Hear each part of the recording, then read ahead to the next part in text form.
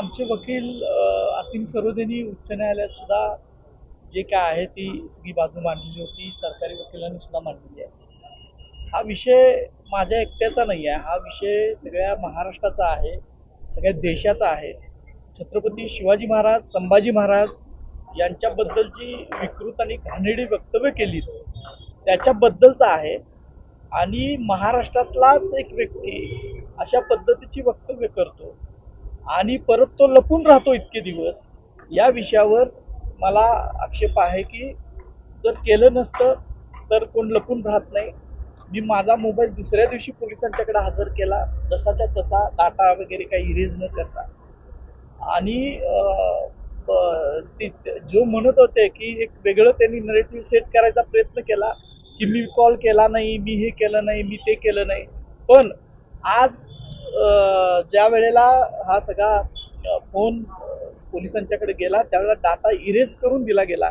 याच्यातच सगळ्या समाजानं समजून घेतलं पाहिजे की त्यांच्या पाठीमागं एवढं पोलीस दल आपलं असक्षम आहे का, असा एक प्रश्न आहे की 8 दिवस झाले, 10 दिवस झाले एखादा हा चिल्लर माणूस पोलिसांना सुद्धा सापडत नाही.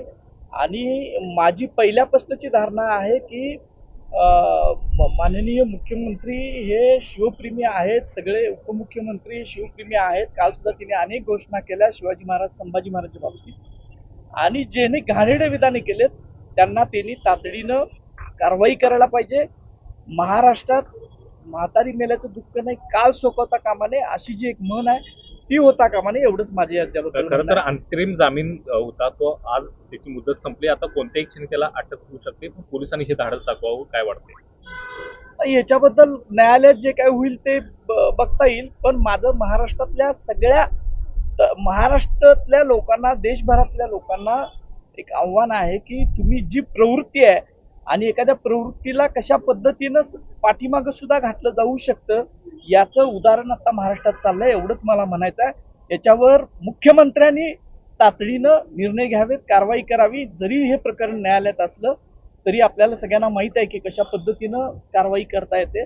एवढंच माझं म्हणणं आहे की आपलं संवेदनशीलता ही महाराष्ट्राने जपली पाहिजे आणि त्यात खासल्या खास पोलीस दलानं आणि राजकारणी सुद्धा जपली पाहिजे. एवढंच मला.